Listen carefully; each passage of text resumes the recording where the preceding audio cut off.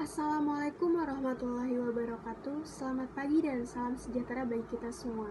Perkenalkan, nama saya Liana Nur Intan Septiani dari Program Studi Gizi Fakultas Teknologi Pangan dan Kesehatan.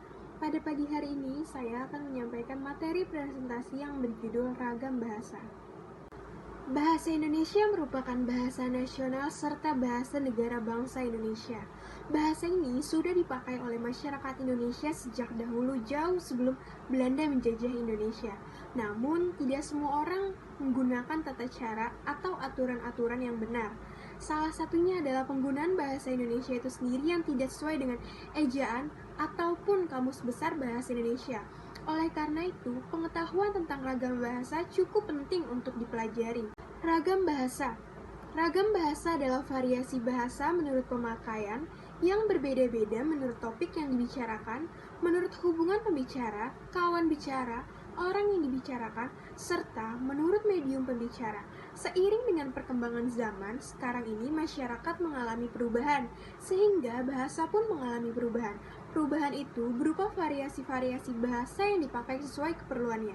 Dalam hal ini, banyaknya variasi tidak mengurangi fungsi bahasa sebagai alat komunikasi yang efisien, sehingga dalam bahasa timbul mekanisme untuk memilih variasi tertentu yang cocok untuk keperluan tertentu, yaitu disebut dengan ragam standar. Ada beberapa faktor sebagai penyebab timbulnya ragam bahasa yang ada di Indonesia, yakni seperti di bawah ini. Yang pertama, faktor budaya. Setiap daerah mempunyai perbedaan kultur atau daerah hidup yang berbeda-beda, seperti di wilayah Jawa dan Papua serta beberapa wilayah Indonesia lainnya. Yang kedua, faktor sejarah. Setiap daerah mempunyai kebiasaan atau adat istiadat dan bahasa nenek moyang sendiri-sendiri dan berbeda-beda antara satu daerah dengan daerah lainnya. Dan yang ketiga, faktor perbedaan demografi. Setiap daerah memiliki dataran yang berbeda, seperti wilayah di daerah pantai, pegunungan yang biasanya cenderung menggunakan bahasa yang singkat, jelas, dan dengan intonasi volume suara yang besar dan tinggi. Berbeda dengan daerah pemukiman padat penduduk yang menggunakan bahasa lisan yang panjang lebar disebabkan lokasinya yang saling berdekatan dengan intonasi volume suara yang kecil. Selain faktor tersebut, ragam bahasa juga terjadi karena perkembangan zaman, di samping perbedaan cara penyampaiannya atau logat bahasanya. Selanjutnya, jenis-jenis ragam bahasa. Ragam bahasa dilihat dari cara penuturan. Berdasarkan cara pandang penutur, ragam bahasa dibagi menjadi 4, yaitu sebagai berikut. Yang pertama, ragam dialek. Ragam dialek atau daerah adalah variasi bahasa yang dipakai oleh kelompok bangsawan di tempat tertentu. Dalam istilah lama disebut dengan logat. Yang kedua, ragam terpelajar. Tingkat pendidikan, penutur bahasa Indonesia juga mewarnai penggunaan bahasa Indonesia.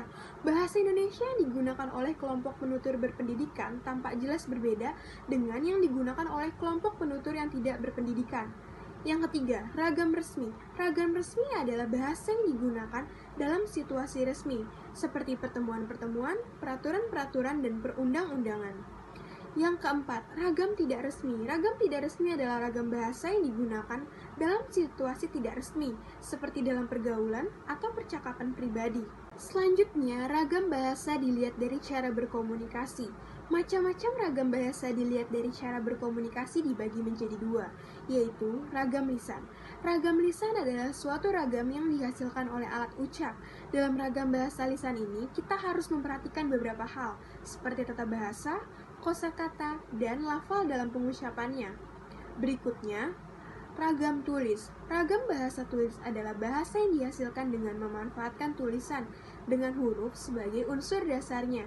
Dalam ragam bahasa tulis, kita harus memperhatikan beberapa hal seperti tata cara penulisan atau ejaan di samping aspek tata bahasa dan pemilihan kosakata. Dalam hal ini, kita dituntut untuk tepat dalam pemilihan unsur tata bahasa, seperti bentuk kata, susunan kalimat, pilihan kata, kebenaran penggunaan ejaan, dan juga penggunaan tanda baca dalam mengungkapkan ide kita.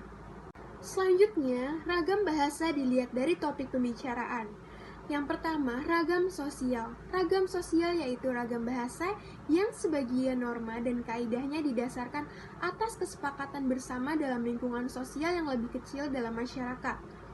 Yang kedua, ragam fungsional. Ragam fungsional adalah ragam bahasa yang dikaitkan dengan profesi, lembaga, lingkungan kerja, atau kegiatan tertentu lainnya. Selanjutnya, yang ketiga, ragam jurnalistik. Bahasa jurnalistik adalah beragam bahasa yang dipergunakan oleh dunia persurat kabaran. Dalam perkembangan lebih lanjut, bahasa jurnalistik adalah bahasa yang digunakan oleh seluruh media massa. Selanjutnya, yang keempat, ragam sastra.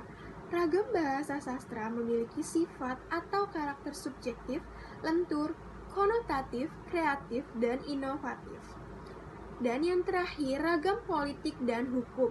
Bahasa politik berisi kebijakan yang dibuat oleh penguasa dalam rangka menata dan mengatur kehidupan masyarakat. Kesimpulannya, ragam bahasa memiliki berbagai macam jenis yang dibedakan berdasarkan 3 hal, yaitu cara berkomunikasi, cara penuturan, dan topik yang dibicarakan. Dilihat dari cara berkomunikasi, ragam bahasa dibedakan menjadi 2, yaitu lisan dan tulis. Dalam hal ini, penggunaan ragam lisan lebih baik karena seseorang dapat langsung mengekspresikan apa yang ingin diungkapkan daripada menggunakan tulisan. Selanjutnya, dilihat dari cara penuturan. Ragam bahasa dibedakan menjadi ragam dialek, terpelajar, resmi, dan tidak resmi. Dan yang terakhir, dilihat dari topik pembicaraan. Ragam bahasa dibedakan menjadi ragam sosial, ragam fungsional, ragam jurnalistik, dan ragam sastra, serta ragam politik dan hukum. Demikian isi presentasi saya kali ini. Kurang lebihnya mohon maaf. Wassalamualaikum warahmatullahi wabarakatuh.